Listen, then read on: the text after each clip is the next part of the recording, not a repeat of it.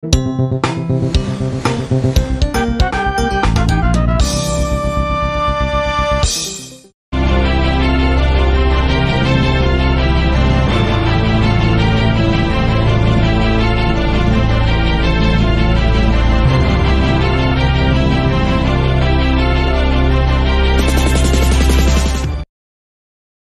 17h à Kribi, dans le département de l'Océan, région du Sud, Cameroun. 17h dans ce studio, l'heure de Cameroun Today sur CRTV News. Bon après-midi, mesdames, messieurs.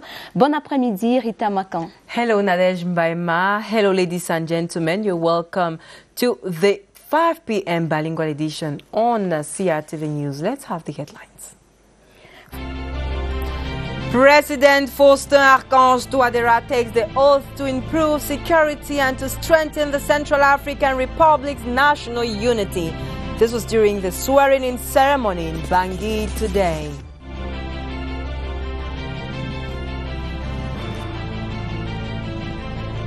Éliminatoire CAN 2021, le Cameroun rencontre le Rwanda ce soir à 20h au stade de Japoma, stade Douala. Duel à suivre absolument sur les antennes de la CRTV. Je vous exhorte de nouveau à porter vos masques, à vous laver régulièrement les mains et à faire appel à un médecin ou à tout autre personnel de santé au cas où des symptômes apparaissent.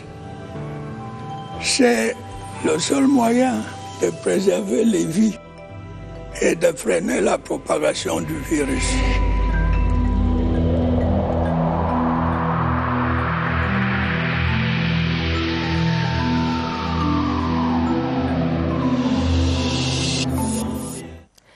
Thanks for tuning in, and we begin the 5 p.m. edition with news from Bangui in the Central African Republic. Exactement, Rita Makan. Faustin Archange Touadéra investi pour un nouveau mandat de 5 ans. La cérémonie d'investiture s'est déroulée à l'hémicycle de l'Assemblée nationale centrafricaine en présence de plusieurs chefs d'État. Le président de la République, son Excellence Paul Biya, a été représenté à cette cérémonie d'investiture par le Premier ministre, chef du gouvernement, Joseph John Gouté. C'est dans une nouvelle page qui s'ouvre pour le président réélu dont plusieurs dossiers chauds attendent sur la table. La liste des grands défis avec Adèle Sylviane Kalga. Faustin Archange Touadéra, le rassembleur. Pour son premier discours depuis sa réélection officielle, le chef de l'État centrafricain a appelé à la réconciliation nationale et déclaré tendre la main à l'opposition démocratique. Dans ce pays miné depuis 8 ans par un mouvement de rébellion armée, le défi sécuritaire est l'un des dossiers chauds sur la table pour une stabilité totale. Autre grand chantier sur lequel devra se lancer le président centrafricain, c'est celui de normaliser davantage les relations avec les pays voisins. Malgré ses richesses en diamants et en bétail, il faut soigner l'économie enrhumée. En 2019, la Centrafrique était le 188e pays sur 189 dans l'indice de développement humain du Programme des Nations Unies pour le développement. Pourtant, les productions comme le coton, le café, le tabac ou le bétail représentent une source de revenus. D'après la Banque africaine de développement, la croissance pourrait ralentir jusqu'à 1,1% en raison du coronavirus. C'est donc l'une des préoccupations majeures du moment que doit continuer d'examiner le président Touadéra, la santé. Avec la résurgence de la pandémie de coronavirus et au regard du nombre de cas d'infection, l'urgence est plus que jamais là. Les acteurs humanitaires prévoient d'assister 1,84 million de personnes. Outre ce secteur, le développement local à travers la construction des routes, des écoles et autres infrastructures sont aussi dans le viseur des grandes réalisations du chef de l'État centrafricain. Vous le savez donc déjà, le Premier ministre chef du gouvernement, Joseph Dione Ngouté, a représenté le président de la République, son Excellence Paul Biya, à l'investiture de Faustin Archange Touadéra à Bangui, dans le cadre des relations entre le Cameroun et la République centrafricaine. Je vous propose à cet effet de revisiter la relation riche de plusieurs décennies entre Bangui et Yaoundé. Un reportage de Laurentine Bokono, envoyée spéciale de la CRTV à Bangui. Quel que soit l'angle d'observation, la coopération entre Yaoundé et Bangui s'apprécie comme un bel exemple de voisinage et de coexistence pacifique. Au plan économique, le Cameroun est la principale porte d'accès maritime de la République centrafricaine. Un grand flux d'échanges économiques et commerciaux s'effectue sur l'axe vital que constitue pour la RCA le corridor Douala-Bangui. Au plan sécuritaire, le Cameroun est d'un apport considérable. Devant les différentes crises qui secouent la RCA, le Cameroun a toujours mis ses soldats à la disposition sous-régionale ou internationale dans le cadre de la MINUSCA, la mission multidimensionnelle intégrée des Nations Unies pour la stabilisation en Centrafrique. C'est une opération de maintien de paix. Elle intervient dans le cadre de la guerre en Centrafrique. Au plan humanitaire, il est rappelé qu'à cause de ces crises sécuritaires, plusieurs milliers de Centrafricains se sont réfugiés au Cameroun. Le HCR décompte 5000 Centrafricains qui ont trouvé asile dans notre pays. Des négociations sont en cours afin d'entamer le processus de leur rapatriement volontaire. Au plan diplomatique, le Cameroun soutient aussi l'application de l'accord de paix de réconciliation centrafricain. Les envoyés spéciaux viennent constamment en consultation au Cameroun. Encore en mémoire, l'audience que le chef de l'État a accordée au Palais de l'Unité à Mme Sylvie Baye-Portemont, ministre des Affaires étrangères et des Centrafricains de l'étranger, pour faire le point de la situation en RCA. C'était le 10 février dernier. Ce fut l'occasion privilégiée.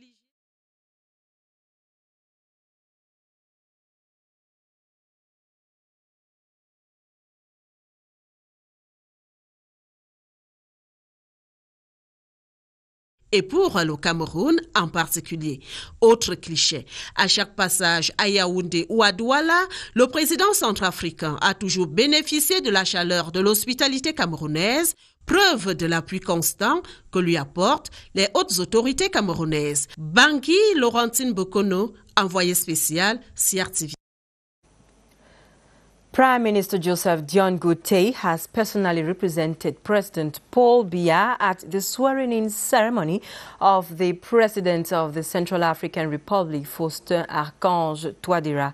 The event, which took place at the country's National Assembly, marks the start of the second mandate of the President-elect. Today's ceremony in Bangui was attended by the President of Burundi, the Prime Ministers of Gabon and Rwanda, as well as representatives of head of state, international bodies and institutions in and out of Africa. His Excellency Faustin Archange Touadéra took the commitment to improve security, strengthen national unity and develop the economy of the country.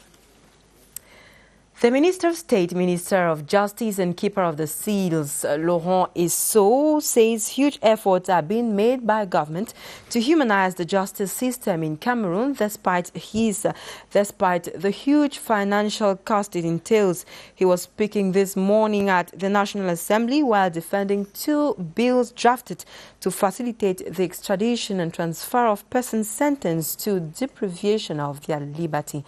Clarence Ngé caught up with Honorable Manju Nestus Fru on the importance of this bill. The bill seeks to authorize the President of the Republic to ratify the cooperation ties in terms of extradition between Cameroon and the Federative Republic of Brazil. And in a nutshell, it seeks to give Cameroonians who are in Brazil the opportunity of serving their prison terms or being tried in Cameroon. And for that to be possible, the Cameroonian has to apply to benefit from the terms or the dispositions of this particular cooperation agreement. And if the Cameroonian has benefited, it permits him to come back to Cameroon, serve where he has his own family members, where he feels at home. And at times you realize that whatsoever they might have worked or labored for in Brazil, the fact that they have been sentenced to serve a prison term may lead to them losing their property. So the extradition bill that we have just been privileged to examine the Foreign Affairs Committee and to have presented the report in plenary, which plenary they are now talking about how to adopt it, which we're going to adopt, seeks to give us that possibility of bringing our goods and whatsoever we must have acquired in Brazil back to Cameroon. On to education, the statistical yearbook and analysis report resulting from the upgrading of the 2019-2020 school map has been launched today in Yaoundé at the Yaoundé Montfébé Hotel. Education stakeholders have been enlightened on this document, which will help in decision-making and step-up pedagogy in school. The ceremony today in Yaoundé was chaired by the Secretary of State in the Ministry of Secondary Education, Asheri Kilo. Donation worth 400 million CFA francs to speed up the availability of COVID-19 test results. This will further reinforce government's test, track and treat strategy. It's a donation which comprises of 30 machines, 50,000 tests, 50,000 sample collection kits, and 130 electronic platforms for the management and transmission of data. Health personnel at the Quality Assurance Center Yaoundé, thanks to a 2-day training, now master the equipment. An on-the-spot demonstration was carried out, and 12 minutes later, the result is out. The over 50,000 test kits will be immediately ferried to all 10 regions of Cameroon. After diagnosis, some positive cases in Yaoundé are taken to the specialized center for the care of COVID-19 patients. We have received in total more than 1,500 patients. Among them, we unfortunately has about 119 deaths. Patients affirm they are well taken care of. Treatment is free for every patient as well as for the medical personnel on duty who may be contaminated. Medics advise early detection prevents loss. Vous regardez Cameroun Today sur CRTV News. Nous parlons économie à présent. Le ministère des Finances a organisé ce jour un séminaire de renforcement des capacités en audit destiné aux inspecteurs du dit service. L'objectif de cet exercice est d'outiller les participants à la méthodologie de la maîtrise de l'audit interne. Le compte rendu de Lionel Ngui.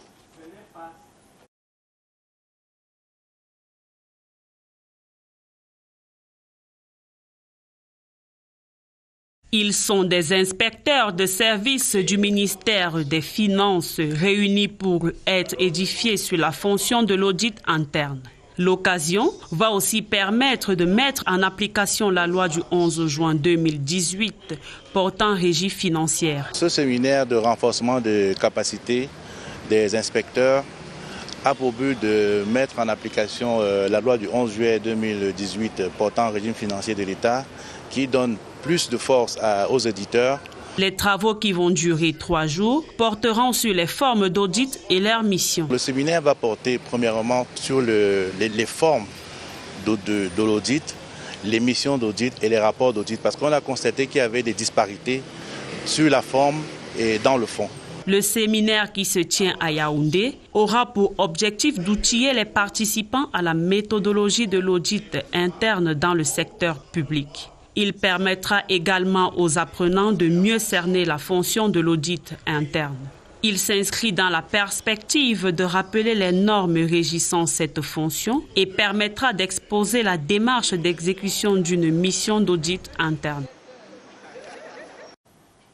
Vous le savez, le Cameroun fait face à une résurgence des cas de Covid-19. Le pays est frappé de plein fouet par une nouvelle vague de coronavirus. Malgré la mise en garde des autorités, on observe comme un relâchement des mesures barrières dans certains coins et recoins de la ville.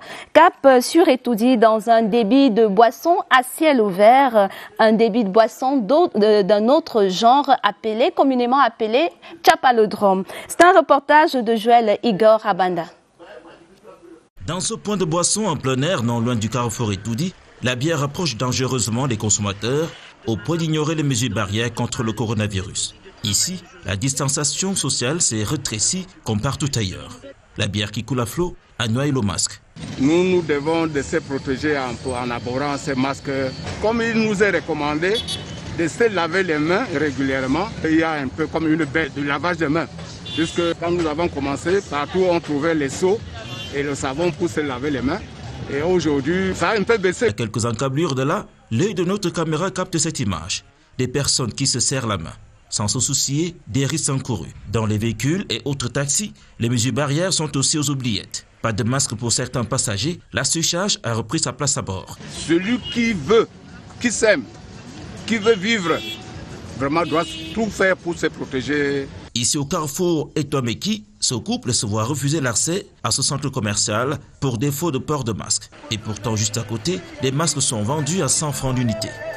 La ville de Yaoundé balance donc depuis quelque temps entre respect des mesures barrières contre le coronavirus par les uns et indifférence coupable par les autres. Si je vous disais trouble bipolaire, à quoi vous référerez-vous? Mieux connaître la maladie pour mieux la traiter, c'est sous ce thème que se célèbre la 7e édition de la Journée mondiale des troubles bipolaires. Et pour marquer le coup, l'Association camerounaise des personnes ayant des problèmes de santé mentale a organisé ce jour à l'hôpital Jameau de Yaoundé des assises visant à sensibiliser les familles et les populations sur cette maladie mal ou peu connue. C'est un reportage de Marthe Ambani. Quoi de mieux qu'une causerie éducative pour sensibiliser les familles des patients vivant avec cette maladie chronique, entraînant des troubles de l'humeur, des dérèglements, maladie assez méconnue, mais dont un diagnostic précoce peut faciliter la prise en charge. C'est un trouble de comportement qui se situe dans ce qu'on appelle le trouble de l'humeur. Donc le trouble dans l'humeur se définit comme cette disposition affective fondamentale, riche de toutes les instances émotionnelles, qui oscille entre deux pôles, le pôle extrême de la joie et le pôle extrême du plaisir. Donc le diagnostic est beaucoup plus clinique. En fonction des signes et symptômes que la personne présente, on pose dans le diagnostic de la maladie. Les attitudes des familles influencent l'évolution individuelle du trouble et inversement. Le trouble et ses conséquences représentent une charge importante pour les proches des patients. Depuis que j'avais su que j'étais bipolaire en 2012, et on m'a demandé de respecter l'hygiène de vie, ma vie a changé avec les causeries éducatives. Je suis rentré au sein de ma famille, faire des réparations dans ma famille. Aujourd'hui, je suis marié et je vis chez moi. Donc aujourd'hui, je suis heureux et je suis très content parce qu'il y a des gens autour de moi qui m'écoutent et qui m'aident. Accepter ce trouble est un véritable début de solution dans le long chemin qui peut mener à la guérison. Tout aussi nécessaire, une bonne hygiène de vie loin des drogues, l'accompagnement des familles et la prise constante des médicaments. Vous regardez Cameroun Today sur CRTV News. Je vous propose à présent d'aller faire un tour dans la région de l'Adamawa avec vous, Rita Makan. Yes, Nadej Mbaima, we head to the Adamawa region where the 2021 edition of the Technical and Vocational Training Schools had kicked off at the Government Technical High School in Gaoundéré. The ceremony there was presided over by the governor of the Adamawa region, Kildadi Tagi Kebuka. Elise Wajibanya reports that for 2 days the students will be showcasing their talents. The students showed their technical know-how through exhibition of products and activities in various trades, such as surveying, plumbing, woodwork, block and fire break making, motor mechanics, electricity, civil engineering and others. The open door day, attended by parents, students from different schools, gave the principal of the government high school, Gaoundéré Dobajan, the opportunity to describe technical education as indispensable for country's development. According to him, the open door day spurs learners for self-employment and work in industries. To him, to solve the problem of unemployment, professionalism of technical education is the key to emergence by 2035. The day is to show to the Cameroonian public the importance of technical education in terms of the professionalization of technical education in this country. We want to cultivate in our students the entrepreneurial spirit in them, so that they should understand that upon graduation, they should be able to set up something for themselves. Students and pupils who witnessed the display of the artwork were mesmerized by the handiwork, as some ignorantly admitted they didn't know the importance of technical education. The Secretary General at the Adamawa's Governor's Office, Etienne Ludombikmba, who launched activities, used the opportunity to call on students to put into practice what they've learned for the younger ones to emulate, for they won't only be self-employed but equally job creators. We talk health to say World Bipolar Disorder Day is being observed today on the theme Strength for Today, Hope for Tomorrow. On the occasion, the Cameroonian Association of People Living with Mental Disorder at the Jameau Hospital in Yaoundé organized a sensitization campaign to educate patients and their guardians on the need to consider this disease like any other. Details with Lydie Mama. Helping patients with bipolar condition is the main necessity for the well-being of the society. People suffering from these sicknesses were educated on the importance to take drugs frequently to avoid falling sick. When somebody is diagnosed as a bipolar patient, there is a follow-up, which implies the family. The family has to understand what is going on, has to know what is really on, what is the meaning of the disease, because at times they don't understand. In Africa, people do think that a mental disorder is something that is caused by witchcraft, and we have to discuss with the community to tell them that no, it's a normal phenomenon. Many patients suffering from bipolar disorder have understood the importance of having regular checkups and can live with it for years. As a bipolar person, I have an experience of 18 years because I am here since 2002. I come here for mental problems. When I came, I saw the doctor. The doctor gave me drugs, and each time I used not to take, I became ill the second time. This chronic sickness does not have any cure, but patients have to take drugs frequently to maintain their health conditions stable. The population of Ngona has received water point. It is in the Yaoundé 5 Council. The project that will supply potable drinking water in the vicinity is part of a win-win partnership between the Yaoundé 5 Council and UNICEF. Romeo Kenny. Cutting of this ribbon symbolizes the official handing over of this water point to inhabitants of Ngona. The project has cost some 20 million CFA francs. It is endowed with 6 taps and solar panels for its electrification, a testimony of bilateral strength between Yaoundé 5 Council and UNICEF. In order to respect the barrier measures that were edicted by the government of Cameroon, one of them being the washing hands with soap, but without water, how can people wash their hands, And we were open to provide this direct support because we thought that the state cannot do it alone. The water project is the first of its kind in the locality. It adds to some 3 successful developmental projects carried out in the vicinity by the council some years ago. To thank UNICEF for that important realization, and we hope that they will continue by sustaining us, by supporting us in those efforts which we are doing every day in order to fight against the poverty in our municipality. Wheelbarrows and boots have also been donated to populace to foster hygiene and sanitation in their community. Parlons culture à présent. Le Cameroun et l'Afrique viennent de franchir un grand pas dans la restitution du patrimoine culturel africain. Une maison d'édition camerounaise vient d'accéder à des droits d'exploitation des œuvres de l'écrivain camerounais Ferdinand Oyono. Une grande avancée dans un contexte où les éditeurs africains veulent publier de plus en plus sur les classiques dont les droits d'auteur ont été longtemps confisqués par les éditeurs français et à bas prix. Les enjeux avec Steve Chiga et Kembengue. Juste une petite pile CD, mais un si grand pas pour les lettres africaines. Cette session de droit est une réponse à un vieil appel d'auteurs africains qui souhaitent être publiés dans leur pays. La nouvelle est écrite en lettres de joie dans ce communiqué des éditions Florzoa. Nous avons l'honneur de porter à la connaissance du public que la maison d'édition Julliard a accepté de nous céder les droits d'exploitation en Afrique de l'œuvre de l'écrivain camerounais Ferdinand Léopold Oyono.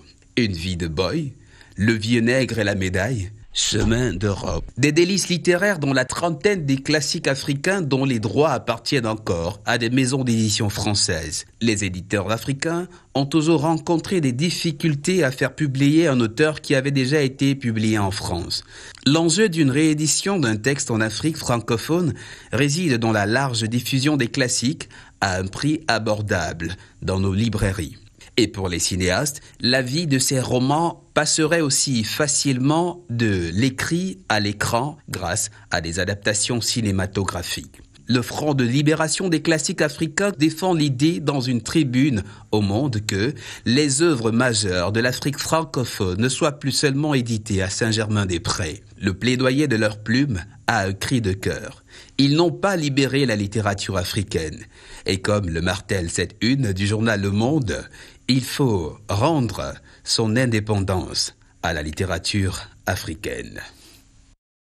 Nous parlons toujours littérature, l'histoire de notre culture, l'histoire de tout un peuple, le contenu des traditions africaines, contenu et résumé dans un ouvrage Expression de sagesse chez les Béti à travers la faune et la flore, la dédicace du travail de Jean Kendi, l'auteur de ce livre qui a été dédicacé cet après-midi, même à Yaoundé, au musée des peuples de la forêt, un exposé et des échanges sur la thématique des traditions des peuples bantous. Un reportage de Pépin Bomson. Transcendant les mots, Jean Kendi, par le biais d'un recueil d'expressions, transmet l'héritage de nos ancêtres. Le choix des mots n'est pas anodin. La faune et la flore sont les principales composantes de l'écosystème forestier, ce milieu de vie originel du Béti. Le choix du titre, c'est simple. Je voulais valoriser, je dirais, la tradition Béti à travers la biodiversité. Une expression de la vie à l'état naturel, un ouvrage d'apprentissage et d'éducation qui plonge le lecteur dans la culture Béti, culture des peuples de la forêt africaine. Je travaille beaucoup pour la préservation de l'environnement. Donc je voulais mettre en exergue aussi l'environnement au service de la culture. La culture africaine est ainsi valorisée à travers ce recueil d'expressions. Un livre, une histoire, l'histoire des peuples bantous. The need for a sustainable development as a solution to challenges faced by women has been discussed in Yaoundé by women entrepreneurs. This was during an audience granted today by the Minister of Women's Empowerment and the Family, Professor Marie-Thérèse Abenaondoa, to Female Parliamentary Network led by Honorable Laurentine Kouafegu. Details with Victor Siga. The theme of sustainable development remains a major challenge in Cameroon in particular and Africa at large due to a constantly growing population, with women suffering most from its impact. Workshop Africa aims at addressing these issues by creating a dynamic framework for economic and cultural cooperation between African decentralized territorial communities and their Spanish counterpart. The president of the Female Parliamentary Network will help women create and exploit partnership possibilities between 100 cities for peace in African countries and facilitate the development of joint initiatives between actors from participating nations. It's now an opportunity to understand that the world cannot move without women. Now we are going with decentralization and women has to play a very important role. We try to join with what we have already as partner coming from Spain to say, okay, we can join our effort together to make sure that women activities really would take over in Cameroon. A second edition of the initiative will be celebrated under the theme Accelerating Sustainable Development in order to guarantee social peace in Cameroon.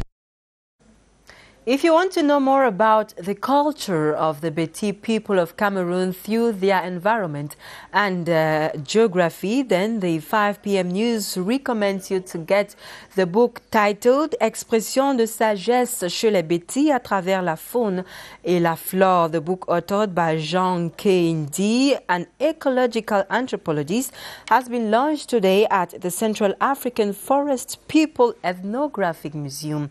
The author spoke to our reporter, Annabella Tabito. I want to tell to the people to read this book with young person in the family, in school. This is the main important to everyone to preserve environment and cultural tradition. I make this link because the tradition, the cultural tradition is in links with an environment. The two are together. In sports, the indomitable Lions of Cameroon will today clash their Rwandan counterpart in a crucial game of the 2021 AFCON qualifiers. The match will be played today at 8 p.m. at the Douala Japoma Stadium. Even though today's encounter will be played behind closed doors, football lovers say they will support their team while watching the match on television.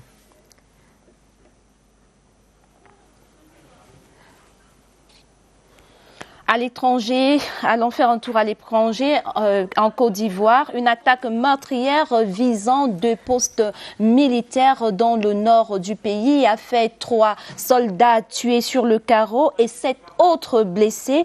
De sources militaires, 2 assaillants ont également perdu la vie et 4 autres ont été arrêtés. Pour l'instant, l'attaque n'a pas été revendiquée. Le reportage. 3 soldats tués et 7 autres blessés lundi matin, c'est le bilan de l'attaque de 2 postes militaires dans le nord de la Côte d'Ivoire, a-t-on appris de 5 sources militaires. 2 assaillants ont été abattus et 4 autres arrêtés, précisent les mêmes sources. L'attaque n'a pas été revendiquée. L'une des sources a déclaré que les assaillants venaient du Burkina Faso voisin, ce qui n'a pas pu être confirmé. Selon ces sources militaires, 2 soldats ont été tués dans l'attaque du camp militaire de Kafolo, proche de la frontière avec le Burkina, et déjà la cible d'une embuscade qui avait coûté la vie à 13 soldats ivoiriens en juin 2020. Un autre soldat en faction au poste de Teini a été tué par les assaillants qui prenaient la fuite. Des armes ont été saisies et l'armée ivoirienne a lancé une opération de ratissage dans le secteur, a dit une source militaire haut placée. L'an dernier, le ministère ivoirien de la Défense avait attribué la responsabilité de l'attaque de Kafolo à des combattants djihadistes. Plusieurs dizaines de suspects avaient été arrêtés. Des groupes armés liés à Al-Qaïda et à l'État islamique sont actifs au Mali et au Burkina Faso. Fin de cette édition de Cameroun Today. L'info se poursuit sur CRTV News.